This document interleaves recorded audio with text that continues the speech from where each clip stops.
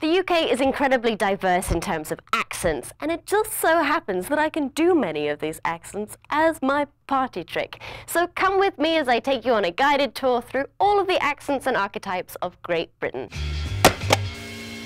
Hi, I'm Siobhan Thompson, and this is Anglophenia, and what I'm speaking right now is RP, received pronunciation, or your standard BBC English. It's spoken across the country, generally by middle, and upper class people. Think of Martin Freeman, Benedict Cumberbatch, or most of the presenters of BBC News. So, good evening, it's 9 o'clock and this is the news, I'm very important. Heightened RP is generally only spoken on film and television now. So you're gonna think of Nell Card or the Dowager Countess in Downton Abbey. Oh Gerald, I do love you, but you're so terribly, terribly poor.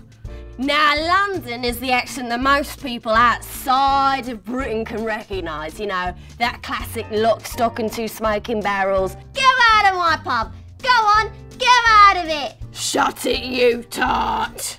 East Anglia is a flat, boggy kind of place with a flat, boggy kind of accent. I love to give you an example of somebody that comes from there that speaks like this, but they all lose this accent as soon as they can. Stephen Fry's from Norfolk, but he doesn't speak like this because he's posh. Here's a kind of classic kind of East Anglia phrase. I done dropped my computer in the fan and it's broken. Now let's go across the island to the West Country, which is a much rounder sound. It's farmland full of sheep and cows and apples.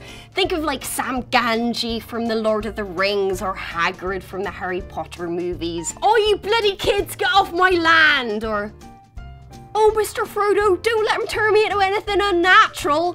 And then when you go down to Cornwall, it gets a little bit more piratey. So, hoist the mizzenmast, Squire Trelawney. Now, Southern Welsh is this great sing-songy kind of an accent. Think of Tom Jones or Richard Burton. Rage, rage against the dying of the light. Bloody hell, I love Dylan Thomas. Northern Welsh is where the singer Duffy is from. It's a breathier, thicker kind of an accent, and most people from there speak Welsh at home and English is a second language. So, diolch yn fawr.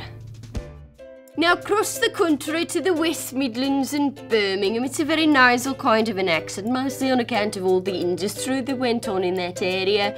Cat Daly, who presents So You Think You Can Dance, is from there, and so is Ozzy Osbourne, Sharon, where's the bloody remote? Yeah, that voice that he does isn't because of drugs, it's just where he's from.